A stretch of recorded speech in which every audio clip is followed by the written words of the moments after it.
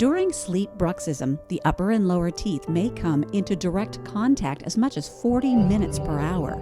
According to research at the Tufts University School of Dentistry and Pain Center, the back teeth, or the molars, are experiencing a force of more than 250 pounds of pressure.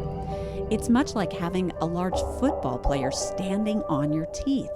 And this is actually 10 times more pressure than when the average person chews food, which is about 20 to 40 pounds of pressure.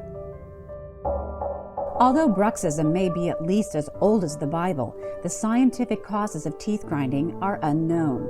We do know that the condition can worsen with stress, menopause, menstrual cycle, smoking, alcohol, and caffeine.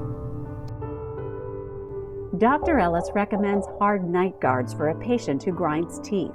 She takes teeth impressions and sends them to a lab to be custom made for each patient. Other things that can be helpful are getting regular sleep and trying relaxation techniques like yoga and gentle exercise.